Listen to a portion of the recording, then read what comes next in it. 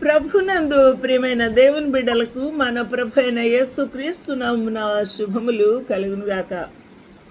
ఈ యొక్క ఉదయకాల సమయమందు దేవుని యొక్క వాక్య ధ్యానం కొరకు పరిశుద్ధ బైబిల్ గ్రంథం నుండి మొదటి సమూయేలు గ్రంథం 1వ అధ్యాయము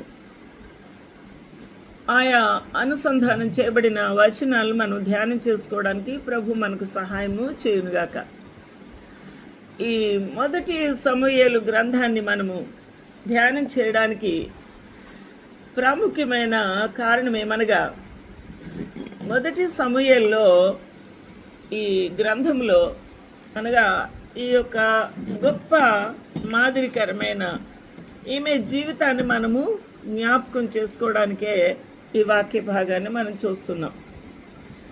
ఎఫ్రాయిము మన్యుమది దాని పేరు. దీనికి ప్రశ్నలు కూడా అడుగుతాను, మళ్ళీ మీరు చెప్పాలి.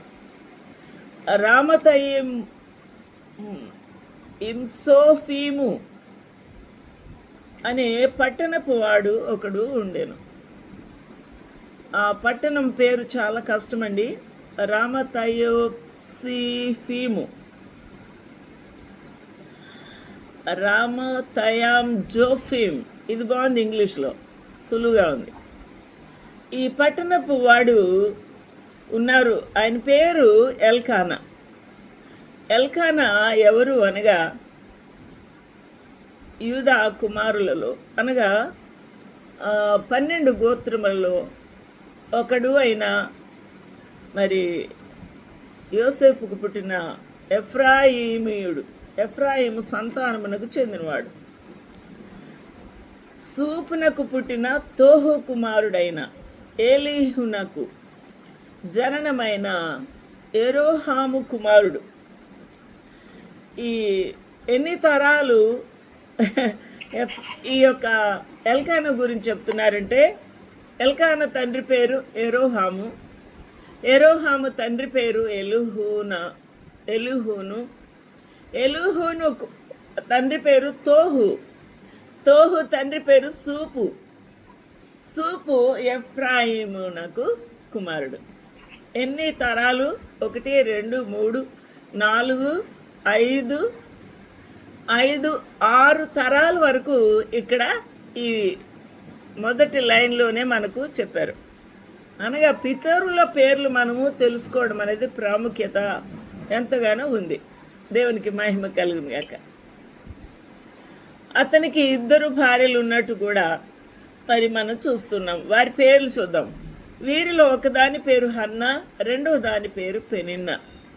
పెనిన్నాకు పిల్లలు కలిగిరి, కానీ హన్నాకు పిల్లలు లేకపోయిరి. ఇతడు షిలోహునందున్న సైన్యములకు అధిపతి అగు యెహోవాకు మురొక్కుటకును బలి అర్పించుటకును ఏటేటా తన పట్టణమును విడిచి అచ్చటికి పోవువాడు.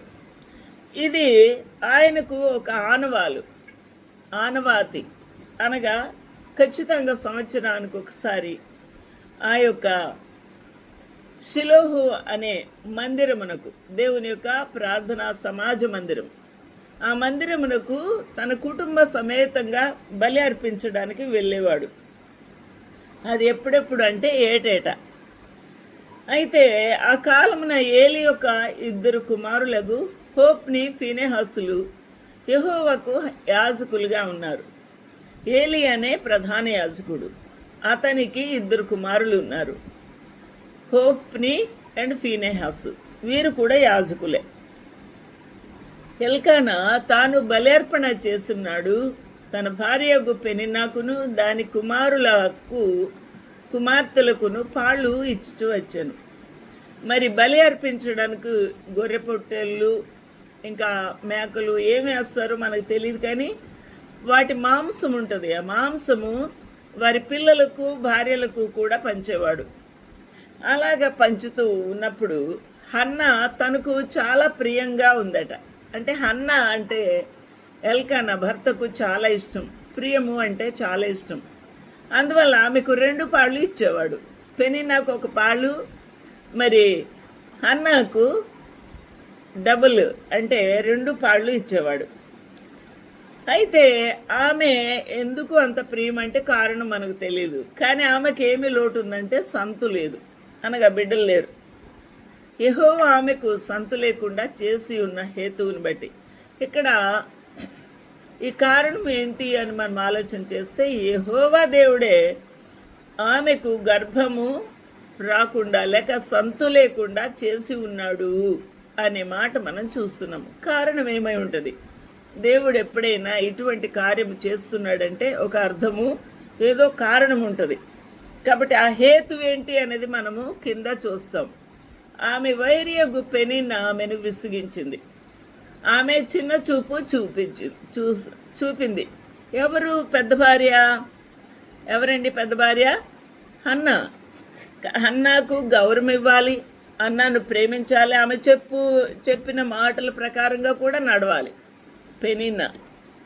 కానీ పెనిన్నా రెండో భార్య ఎప్పుడైతే ఆమెకు అనగా వారి అక్క సవితికి పిల్లలు లేకుండా ఉన్నదో ఆమెను చిన్న చూపు చూచి ఆమెను విసిగించుట మొదలుపెట్టింది.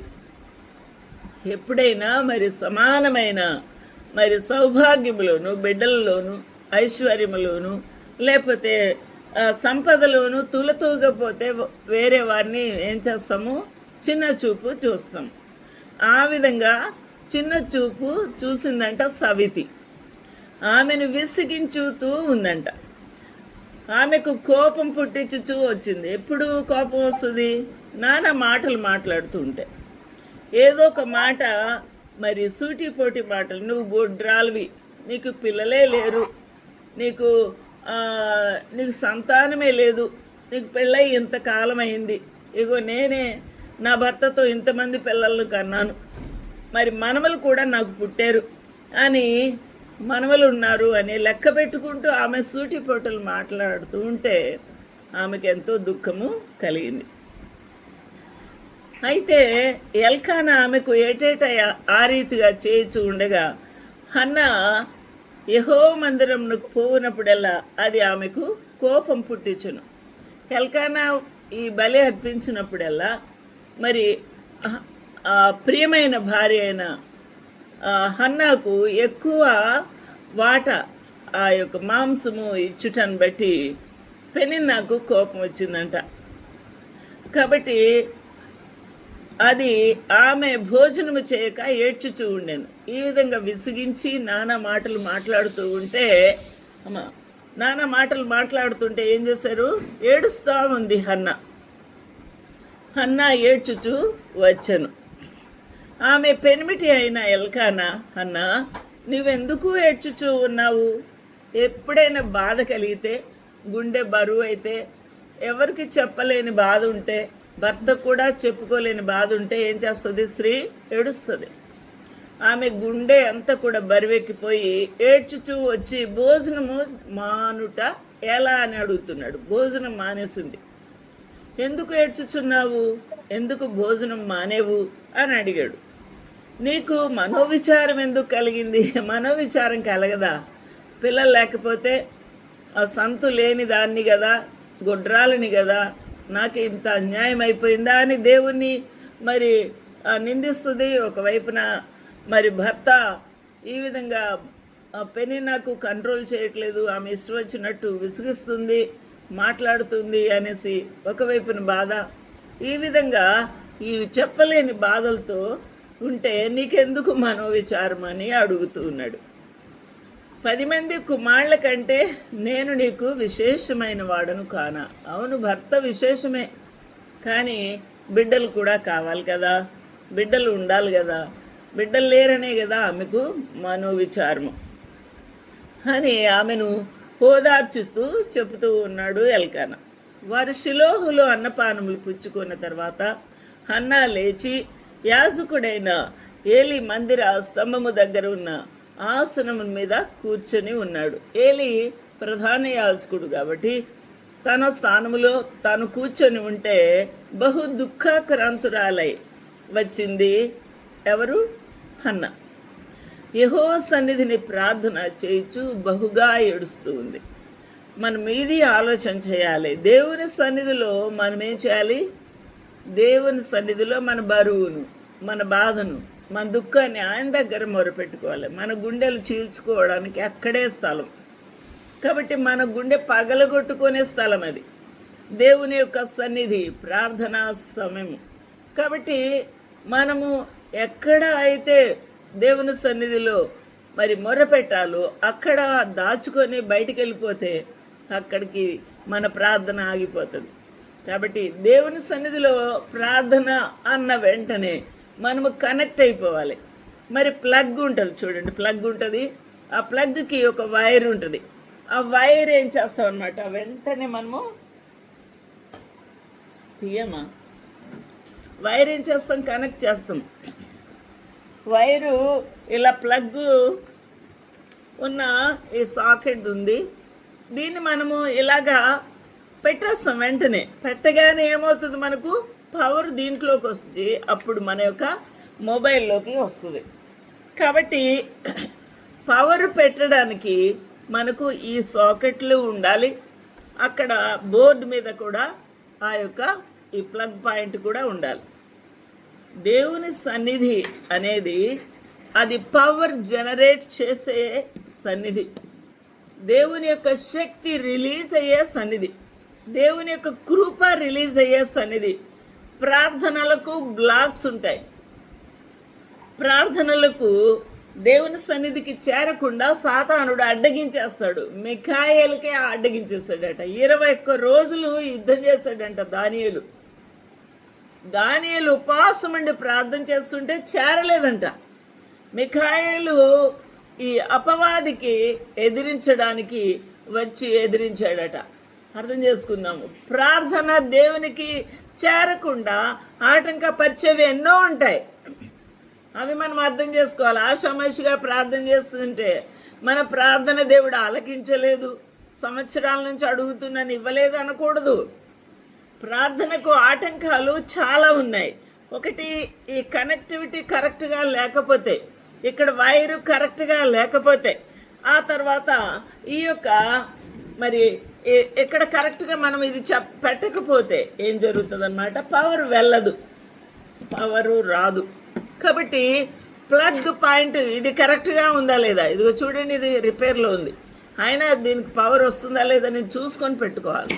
పెట్టాను నిన్నటి నుంచి, నా ఇంకా 0 voltsలోనే ఉంది, ఇంకా కూడా కొంచెం కూడా ఎక్కలేదు, డెడ్ అయిపోద్ది అని అంటే ఎలా కుదురుతుంది? మనం ఇవన్నీ కూడా సెట్ చేసుకోవాలి. మన అంతరంగ జీవితంలో పాపమును దాచిపెట్టుకుంటే ప్రభువు మనవి ఆలకించడు. ఒకటి, నెంబర్ 1 పాయింట్ అది. నెంబర్ 2 పాయింట్, హృదయపూర్వకంగా దేవుని నామమును విశ్వాసముంచి మన మనవులు బ్రీఫ్గా చాలా కుదించి తూచా తప్పకుండా ఏది చెప్పాలో అదే చెప్పాలి. అదే చెప్పి ప్రభు దగ్గర మనము విన్నవించుకొని అప్పచెప్పాలి. Number 2 point. నెంబర్ 3 పాయింట్, ప్రభు దగ్గర నా ప్రార్థనలకు అన్నిటికీ సమాధానం ఉంది, ఆయన సమస్తము కూడా నాకు ఇవ్వగలవాడు, నా ప్రార్థన సమాధానం ఇచ్చే దేవుడు అని నువ్వు నమ్మాలి. అప్పుడు దేవుడు ఈ ప్రార్థనకు సమాధానము ఇస్తాడు. ఆటంకాల అడ్డుమండలు ఏమైతే ఉన్నాయో, అవిశ్వాసం ఉందా, అపనమ్మకం ఉందా, ఇటు అటు ఆలోచించుకుంటూ ఆవిడేం ప్రార్థన చేస్తుంది, అక్కడేం ప్రార్థన చేస్తుంది, ఇక్కడ లైట్ ఉందా లేదా, అక్కడ ఫ్యాన్ తిరుగుతుందా లేదా ఆలోచించుకుంటూ నువ్వు ప్రార్థన చేస్తే వెళ్ళదు. ఆలోచించేద్దాం. నువ్వు ప్రార్థన చేస్తున్నప్పుడు కనెక్ట్ అయిపోవాలి. పరిశుద్ధాత్మ దేవుని యొక్క సహాయంతో నువ్వు దేవునితో కనెక్ట్ అయిపోవాలి. అప్పుడు దేవుడు నీ ప్రార్థన ఆలకిస్తాడు, నీ మనవులు అందుకుంటాడు, నీ హృదయ స్థితిని గమనిస్తాడు, అర్థం చేసుకుంటాడు, నీకు సహాయం చేస్తాడు. అర్థం చేసుకుందాం. ఇక్కడ ఆమె చేసిన పని అదే. 6వ వచనము, 1 సమూయేలు 1వ అధ్యాయము 6వ వచనం. చదవండి అమ్మా, చదవండి గట్టిగా. యెహోవా ఆమెకు సంతు లేకుండా చేసి ఉన్న హేతువును బట్టి ఆమె వైరియగు పెనిన ఆమెను విసిగించుటకై ఆమెకు కోపం పుట్టించుచు వచ్చాను. అప్పుడు ఆమె ఏం చేసింది, దేవుని సన్నిధికి వెళ్ళింది. దేవుని సన్నిధికి వెళ్ళినప్పుడు 10వ వచనం, బహు దుఃఖాక్రాంతురాలై బహు వేదనతో, దుఃఖంతో, బరువుతో దేవుని సన్నిధికి వెళ్ళింది. దేవుని సన్నిధికి వెళ్ళడం అంటే ప్రార్థనకి ఆన్లైన్ వచ్చేసింది, టక్ మనం నొక్కేసి వచ్చేసానని మళ్ళీ ఇది ఆన్ చేసి మళ్ళీ పరిగెట్టేయడం కాదు, ఇంకో పనికి వెళ్ళడం కాదు. కూర్చోవాలి దేవుని సన్నిధిలో నిమగ్నతతో, బద్ధతతో, విశ్వాసంతో కూర్చోవాలి. ఆ సమస్యతో దేవుడు అప్పుడు ఖచ్చితంగా మన సమస్య వింటాడు. మనం ప్రార్థన చేసినప్పుడు ఆయన ఆలకిస్తారు. హల్లెలూయా, దేవునికి మహిమ కలుగును గాక. బహు దుఃఖాక్రాంతురాలై వచ్చి యెహోవా సన్నిధిని ప్రార్థన చేయొచ్చు, బహుగా ఏడ్చుచు. 3 పనులు చేసిందండి. దేవుని సన్నిధికి వెళ్ళి మౌనంగా ఉండలేదు. ఆమె దుఃఖాక్రాంతురాలై ప్రార్థన చేస్తూ విలపించుచు దేవుని సన్నిధిలో మొర్ర పెట్టుకుంది. అయితే అక్కడ సైన్యములకు అధిపతియగు యెహోవా, నీ సేవకురాలైన నాకు కలిగి ఉన్న శ్రమ నువ్వు చూసావు. ఇక్కడ దేవునితో మొర్ర పెట్టుకుంది. ఏమని? ఆయనకి అడ్రస్ చేస్తుంది. ఏమని? సైన్యములకు అధిపతియగు యెహోవా, నేను నీ సేవకురాలను, నీ సేవకురాలైన నాకు శ్రమ కలిగింది, అది నువ్వు చూసావు. నీ సేవకురాలైన నన్ను మరవకు బాబు. నువ్వు మరిస్తే నాకు సంత లేకుండా అయిపోయింది. నువ్వు మర్చిపోతే కరువు వస్తుంది. నువ్వు మర్చిపోతే నాకు ఇంటిలో సమాధానం ఉండదు, నా ఇంటిలో సంతోషం ఉండదు, నెమ్మది ఉండదు, ఆహారం ఉండదు. ప్రభా నాయన నువ్వు మరవకు నన్ను అని ఆమె జ్ఞాపకం చేసుకున్నట్టు మనం జ్ఞాపకం చేసుకోవాలి. మరవక జ్ఞాపకం చేసుకొని నీ సేవకురాలైన నాకు మగపిల్ల దయచేసిన ఎడల జ్ఞాపకం చేసుకోవాలి. ప్రభు మరవకుండా ఉండాలి.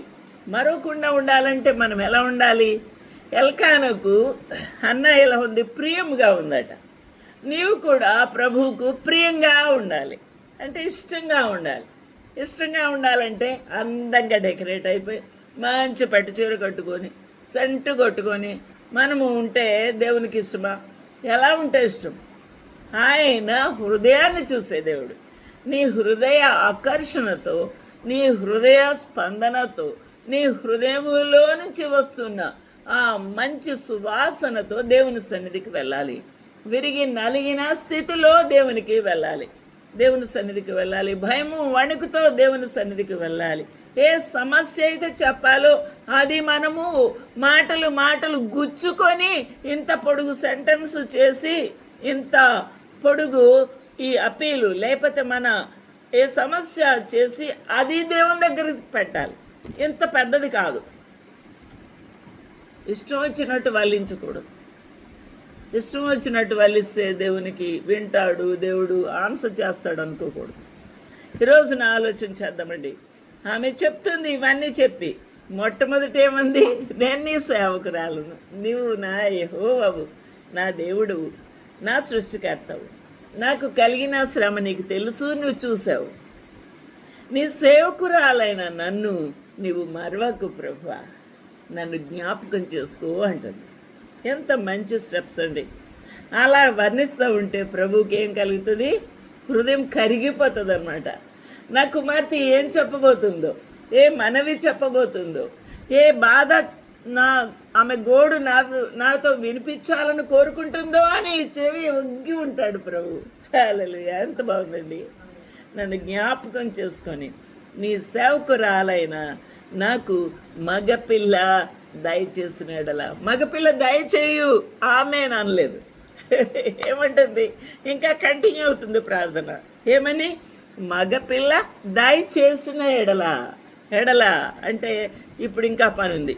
వాని తల మీదికి క్షౌరము కత్తి ఎన్నటికీ రానియక, అనగా ఈ యొక్క తల మీద మగవారికి పురుషునికి తల వెంట్రుకలు ఉంచి ఏం చేయడం అన్నమాట? నాజీరు చేయబడుట అని అంటారు. ఈ నాజీరు చేయబడుట అంటే దేవునికే ప్రతిష్ఠితము ఈ వెంట్రుకలు. ఇంకా ఎవరు కూడా క్షౌరము చేయకూడదు. ఈ గడ్డము కానీ ఈ తల వెంట్రుకలు కానీ అది ప్రతిష్ఠిత. కాబట్టి ఏమంటున్నది ఆమె? తల మీదకి క్షౌరపు కత్తి ఎన్నటికీ రానియక వాడు బ్రతుకు దినములన్నిటను నేను వానిని యెహోవా నగు నీకు అర్పింతును. ఇప్పుడు ఎల్కానాకు పుట్టబోతున్న కుమారుడు తొలిచూలు కుమారుడు. ఒకవేళ నువ్విస్తే ఆ కుమారుడి మీదకి నేను తల మీదకి కత్తి రానియను, క్షౌరము చేయించను. తర్వాత వాడి బ్రతుకు దినములన్నిటా కూడా నేను యెహోవా మందిరములో యెహోవాకు నీకు అప్పగిస్తాను అని మొక్కుబడి చేసుకొనను. ఎంత బాగుందండి, మంచి మొక్కుబడి. ఇలాంటి మొక్కుబడులు చేసుకున్న తర్వాత దేవునికి మరి ఇవ్వవలసిన బాధ్యత ఎవరికి ఉన్నది? హన్నాకు ఉంది, ప్రతి తల్లికి ఉంది. ఆ దినాల్లో ఇశ్రాయేలీల్లో ఉన్న తొలిచూలు బిడ్డల్ని మరి దేవుని కొరకు ప్రతిష్ఠిత చేసేవారు. అలాగే యేసుక్రీస్తు ప్రభువు కూడా 8వ నాడు ఆ యెరూషలేం ప్రార్థన మందిరమునకు తీసుకుని వెళ్ళి యాజకులకు కనిపించి సున్నతి చేయించి యేసు అను నామకరణము చేసి యేసు ప్రభువుకు ప్రతిష్ఠ చేశారు. ఏమని? సేవకు ఇచ్చారన్నమాట. ఎవరు? మరియమ్మ, యోసేపు. ఆమె యెహోవా సన్నిధిని ప్రార్థన చేసింది. ఆ విధంగా ఆలోచించేద్దాం, ఎంత మంచి ప్రార్థన. కండిషన్తో కూడింది. 1, 2, 3, 4 అనుకుంటూ స్టెప్పుల వైజ్గా ఆమె చెప్పింది. మొట్టమొదట, నీవు నా దేవుడు, నీకు నా శ్రమ తెలుసు, నన్ను మరవకు, నన్ను జ్ఞాపకం చేసుకోకు, నాకు బిడ్డలు లేరని తెలుసు, నాకు నువ్వు గనక మగ బిడ్డనిస్తే నేను క్షౌరము చేయించను. తన జీవితకాలం అంతా కూడా నీ సేవకు అర్పిస్తాను అని మొక్కుబడి చేసుకుంది. చాలా కష్టమైన మొక్కుబడి.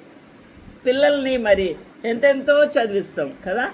మరి గ్రేస్ గారి 2 కొడుకులు డాక్టర్లు చదివిస్తుంది, ఇంకోరు ఇంజనీర్లు, ఇంకోరేమో ఐఏఎస్, ఇంకోటి చదివిస్తూ ఉంటారు. ఎంతైనా చేస్తారు, కానీ దేవుని సేవకు ఇవ్వడానికి ఇష్టపడరు. దేవుని సేవకు ఇస్తాను అని మొక్కుబడి చేసుకున్నది ఎవరమ్మా? హన్నా. అయితే ఆ ప్రార్థన చేస్తున్నప్పుడు ఏలి కనిపెట్టి ఎందుకు ఇంత పొద్దునే నువ్వు తాగేసావు, ఎంత పొద్దున్నే ఇలా ఉన్నావు అని, మత్తురాలవై ఉన్నావు అని బ్లేమ్ చేసినప్పుడు 15వ వచనం, హన్నా అది కాదు నా ఏలినవాడా అంటే, ఏలియా యాజకుడా అది కాదు, నేను మనోదుఃఖము గలదాన్నై ఉన్నాను. నేను ద్రాక్షారసం తాగలేదు, మద్యంనైనా కూడా ముట్టుకోలేదు, కానీ నా ఆత్మను యెహోవా సన్నిధిని కుమ్మరించుకొనుచున్నాను. ఇదండి మనము చేయాల్సిన పని. దేవుని సన్నిధిలో మన ఆత్మను కుమ్మరించాలి. అప్పుడు రోమిలకు రాసిన పత్రికలో ఏమని ఉంటుందంటే 8వ అధ్యాయంలో, ఉచ్చారింప సఖ్యము కాని మూలుగులతో పరిశుద్ధాత్మ దేవుడు తానే మన పక్షముగా విజ్ఞాపన చేయును. కాబట్టి మన పక్షంగా విజ్ఞాపన ఆయనే చేస్తాడు. ఎలా ప్రార్థన చేయాలో మనకు తెలియదు కాబట్టి, మీకు ప్రార్థన చేయడం రాదనుకోండి, దేవునికి అప్పచెప్పండి, ఆయన చేస్తాడు. మా ఇష్టం వచ్చినట్టు మీరు వల్లించొద్దు, దేవునికి అప్పచెప్పుకోండి. ఆయన ఎలా ప్రార్థన చేయాలో నడిపిస్తాడు, ఆయనే చేస్తాడట. ఆయనే మన పక్షంగా విజ్ఞాపన చేయును. ఇక్కడ నా ఆత్మను యెహోవా సన్నిధిని కుమ్మరించుకొనుచు ఉన్నాను. 15వ వచనాన్ని చూస్తున్నాం మనం. దేవునికి మహిమ కలుగును గాక. ఎంత బాగుంది చూసారండి. మరి దేవుని సన్నిధిలో ఏం చేయాలమ్మా? మనము దేవుని సన్నిధిలో ఏం చేయాలి? కుమ్మరించుకోవాలి. ఈమె ఏం చేసింది? 15వ వచనంలో నా ఆత్మను దేవుని సన్నిధిలో చెప్పండి మా కుమ్మరించుకొనుచున్నాను. ఎంత మంచి మాట అండి. మరి అటువంటి ప్రార్థన ఎప్పుడైనా మీ ఆత్మను దేవునికి అప్పగించుకొని, హృదయం కుమ్మరించుకొని, హృదయం పగలగొట్టుకొని ప్రభు సన్నిధిలో మీ సమస్యను తీసుకొని వచ్చి ప్రార్థించండి. ఆ విధంగా ప్రార్థన చేస్తే దేవుడు ఎంతో గొప్ప దేవుడు. అక్కడ గొప్ప మరి కార్యములు చేసే దేవుడు. ఆయన మౌనంగా ఉండే దేవుడు కాదు. మరి ఉచ్చరింప సఖ్యము కాని మూలుగులతో నా కుమార్తె నాకు విజ్ఞాపన చేస్తుంది, ఇంత సమస్యతో సతమతమవుతుంది అని నాతో చెప్తుంది అని అంటే ఆయన మౌనం ఉంటాడా? ప్రభు లేచిపోతారు. లేచి ఏం చేస్తారు? వెంటనే సహాయము చేస్తారు. హల్లెలూయా. దేవునికి మహిమ కలుగునుగాక. మరి ఏమంటున్నాడు? అప్పుడు ఏలీ ఏమన్నాడు, నీ సేవకురాలనైనా నన్ను పనికి మాలిన దానిగా ఎంచవద్దు అని అంది. అత్యంత కోపకారణం బట్టి బహు నిట్టూర్పులు విడిచుచు, నాలో నేను దీన్ని చెప్పుకున్నాను నా ప్రభువుకి అని చెప్పింది. అప్పుడు ఏలీ ఏమన్నాడు, నువ్వు క్షేమంగా వెళ్ళు, ఇశ్రాయేలు దేవునితో నువ్వు చేసుకొనిన మనవి ఆయన దయచేయునుగాక. ఏలియా ప్రార్థన చేశాడండి. అక్కడ ఏలియాకు ప్రార్థన చేయమని యాజకునికి అడిగిందా ఆమె?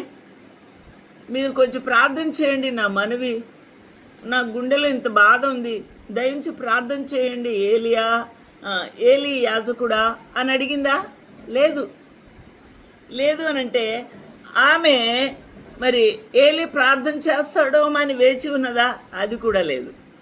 అందుకే ఏలీ చేస్తున్నాడు, ఏమంటున్నాడు, నీవు క్షేమంగా వెళ్ళు. ఎందుకు క్షేమంగా వెళ్ళాలామే? దేవుని సన్నిధిలో ప్రార్థన చేసింది దొరికింది, అందువల్ల విశ్వాసంతో సంతోషంతో వెళ్ళు. క్షేమం అంటే సంతోషం, పని ముగించింది అని, పని ఫలించింది అని క్షేమము. ఆమె సమస్యతో వచ్చింది, ఆ సమస్య దేవుని దగ్గర చెప్పింది, అది ఫలించింది, అది అందుకున్నది, అది పొందుకున్నది అని విశ్వాసంతో క్షేమంగా వెళ్ళు. ఇందులోనే విశ్వాసం ఉందండి, ఇందులోనే గొప్ప రహస్యం ఉంది, ఇందులోనే గొప్ప ఫలితము కూడా దాగి ఉంది.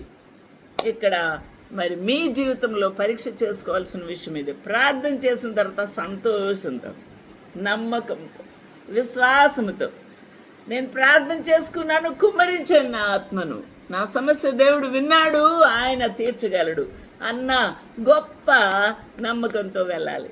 ఇలా ప్రార్థన చేస్తున్నారా? ఇలా విశ్వాసంతో ఎదురు చూసారా? ఆలోచించేద్దామండి. క్షేమంగా వెళ్ళి ఇశ్రాయేలు దేవునితో నీవు చేసుకొనిన మనవిని ఆయన దయచేయును.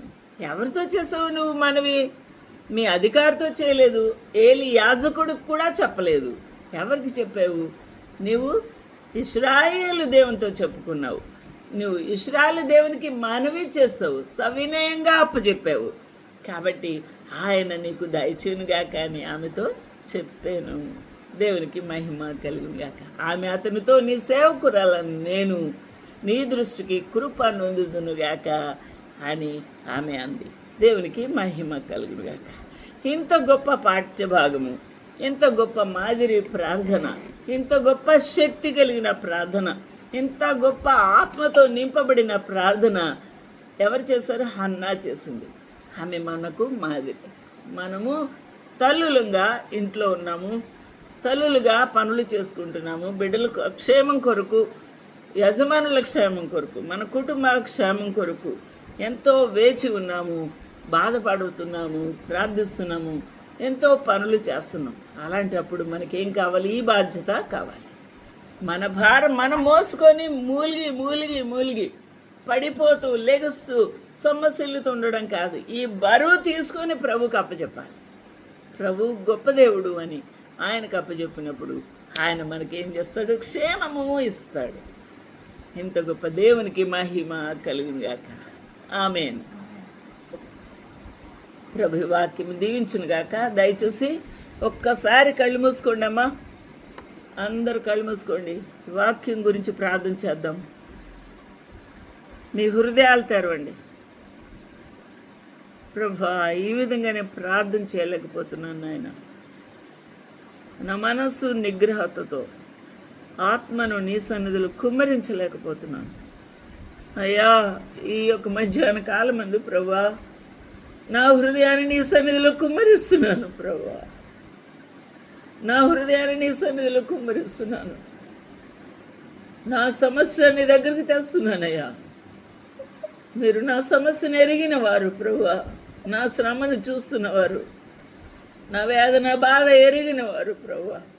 నన్ను మరొక జ్ఞాపకం చేసుకో తండ్రి అని అడుగుదామా? ఒక్క నిమిషము దేవుని వైపు మీ మనసులు ఎత్తుకోండి. హల్లెలూయా. ఎవరైనా చిన్న ప్రార్థన చేయండి అమ్మా, చిన్న ప్రార్థన చేయండి. దేవా, స్తోత్రం, స్తోత్రం, స్తోత్రం. పరిశుద్ధ పవి తండ్రి, జీవాన్ని సంపాదించకపోయినా ఆయన ఈ యొక్క దినాన్ని ఓ ఈ రీతిగా యేసయ్యా. ఏక ఆత్మతోనూ ఏక హృదయంతోనైనా మరి మేము వాక్యాన్ని విని ఆయన అవును మేము ప్రభా. మేము విజ్ఞాపన ప్రార్థన చేసుకోవడానికి మా సాక్ష్యాన్ని మీ సన్నిధిలో వినియోగించుకోవడానికి ఇచ్చిన సహాయం సమయాన్ని చేశారు. బట్టి స్తోత్రం, ధన్యత స్తోత్రం చెల్లిస్తున్నాం ఆయన. స్తోత్రం చెల్లిస్తున్నా. పేరుని బట్టి మీకు ఏ విధంగా మేము స్తుతి చెల్లించగలం బ్రహ్మ. అవునయ్యా. ప్రతి ఊరిని మీరు చూస్తున్న దేవుడు బ్రహ్మ. ఆయన మమ్మల్ని ఆదరించి మమ్మల్ని ఆయన నిత్యము కట్టవలసిన తండ్రి ఆయన ఏ విధంగా మిమ్మల్ని గుర్తించగలం బ్రహ్మ. అటువంటి స్థితి హృదయం ఇవ్వండి బ్రహ్మ. అన్న ఏ విధంగా మీ సన్నిధిలో బ్రహ్మ నన్ను ప్రార్థించి అయినా మరి తన యొక్క విషయాన్ని చెప్పకుండా తను మాత్రమే ఇందులో ఆయన మరి ఆ యొక్క మేలు ప్రభు. ఆ విధంగా మేము కూడా ప్రార్థించిన వారిగా ఆయన మా బిడ్డల కోసం, మా యొక్క కుటుంబాల కోసం, ఆయన మా యొక్క దేశం కోసం ప్రార్థించిన వారిగా మమ్మల్ని నిలబెట్టుకొని ప్రార్థిస్తున్నాం. ఆయన మీకు వందనాలయ్యా, స్తోత్రం స్తోత్రం, స్తోత్రం. నాయన మరి పాల్గొన్న బిడ్డలను బట్టి మీకు స్తోత్రాలు చెల్లిస్తున్నాం. నాయన మా కుటుంబాలను కట్టండి ప్రభా, మాకు ఆశను తీర్చండి ప్రభా. మీ యొక్క సన్నిధిలో మీ యొక్క రాకకై నిరీక్షణ కలిగిన వారు మేము జీవించడానికి కృప చూపించండి నాయన. మీకు వందనాలు స్తోత్రం చెల్లిస్తున్నాం నాయన. అనారోగ్యంగా ఉన్న వారిని నాయన మరి ఆరోగ్యంతో నింపండి. రక్షణ లేని వారిని మీ యొక్క సన్నిధిలో రక్షించండి ప్రభా. మీకు స్తోత్రములు ఆకర్షించండి నాయన, బలపరచండి. మీకు వందనాలు నాయన. మమ్మల్ని జ్ఞాపకం చేసుకునండి నాయన. మీకు స్తోత్రం చెల్లి మా యవన జ్ఞాపకం చేసుకుని పిల్లలను అందరూ తీసుకోనండి ఆయన. మీరు రక్షణ గురించి ఆయన మీ యొక్క సంఘంలో అందరూ ఉండలాగా కృప చూపించండి. వందనాలు స్తోత్రాలు ఆయన. ప్రార్థించి వారిగా మమ్మల్ని నిలబెట్టండి నాయన. మిమ్మల్ని స్తుతించి వారిగా మమ్మల్ని ఎన్నుకో స్తోత్రములు చెల్లిస్తాం. అనేక మందిని ప్రార్థించి వారిగా ఆయన మీ సన్నిధిలో ఆయన గోజాడు వారిగా నిలబెట్టమని వేడుకొని చిన్న ప్రార్థన వేడుకొంచున్నాను తండ్రి. ఆమేన్, ఆమేన్. Thank you. ప్రభు మిమ్మల్ని దీవించును గాక. Praise lord.